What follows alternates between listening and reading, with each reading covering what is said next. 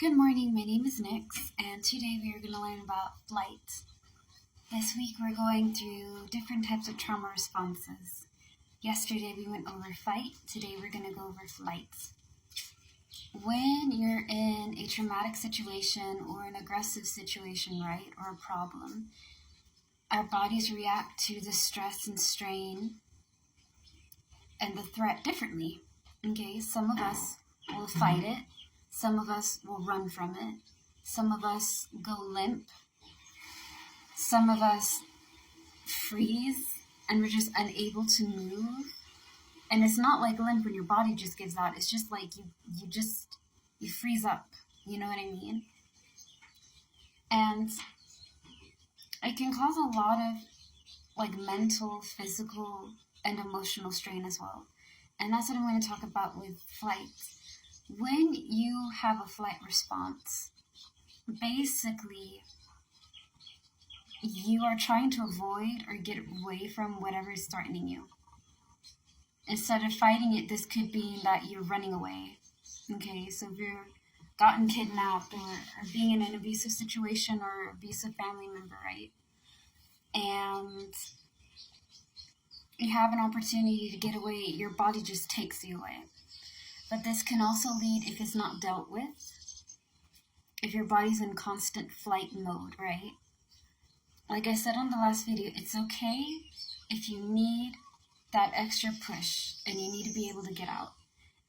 That's one thing. The other thing is when you're constantly in that state of fear, that constant state of worry, the constant state of being attacked, and your body just reacts in one or the other, or maybe in multiple types of ways, depending on the situation. Flight will lead you into outbursts because you're not opening up to people about how you feel, because I feel like when we don't share about our feelings, it's mainly because we feel like we're a burden.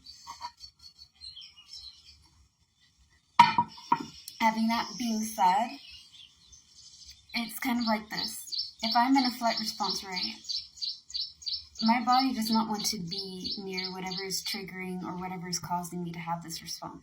So I'm fleeing from it. I'm avoiding it. This can lead to me developing other things. This causes anxiety. This causes depression. This causes OCD. And I know that's not put down on the list, but a lot of the trauma responses also cause PTSD. OCD is when somebody has OCD, what it tends to be more or less is everything needs to be in its place and everything has a place. And that can tie in with a flight response because maybe if you did something or misplaced something or everything wasn't exactly the way it was, you get in trouble for it. And it wouldn't be like, I can't believe you misplaced this. It would be like a full-on war. There's also people who don't have that kind of trauma that also have OCD. Okay?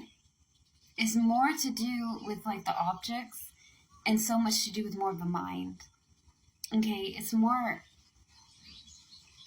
my opinion, a bit more of a mental thing and a physical thing. For example, I have anxiety and I have depression. I have to work on it every day to not let it get to me. The same with kind of OCD. Not exactly the same, but the same type of process, okay? It takes a lot out of somebody to have this, and it can be caused because of the flight response and in being in there too long.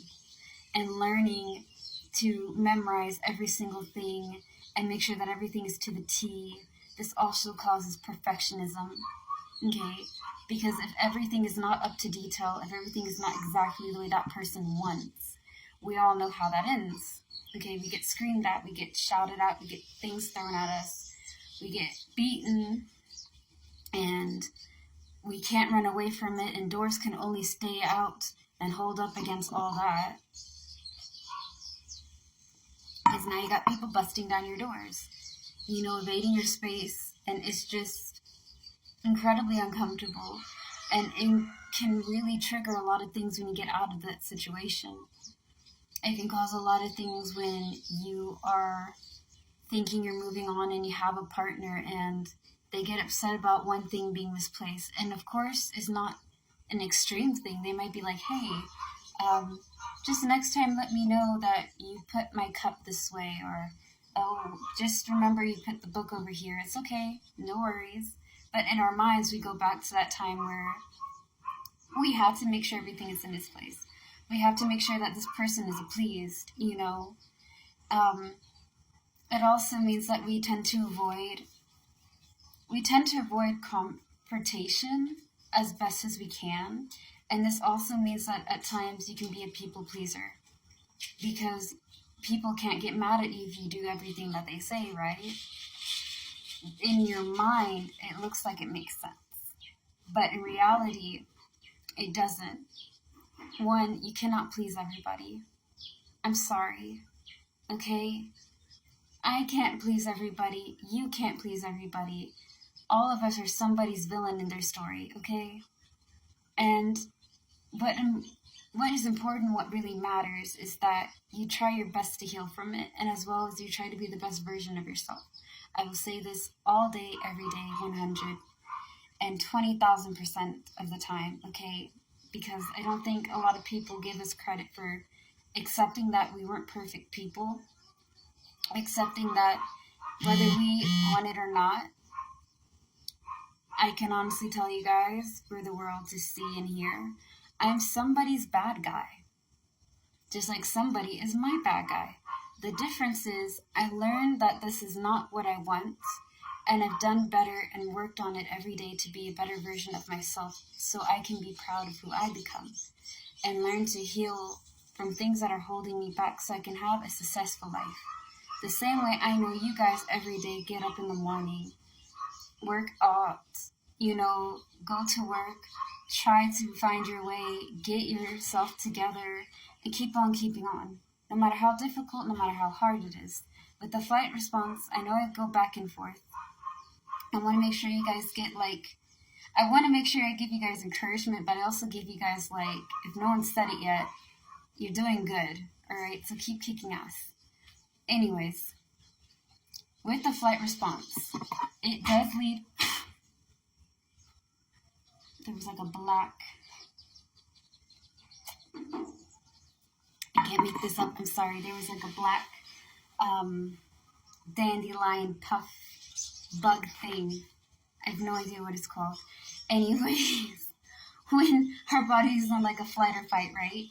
The flight response leads us to develop habits that we use to cope with whatever the situation may be. It teaches us to be people pleasers because they can't get mad at us.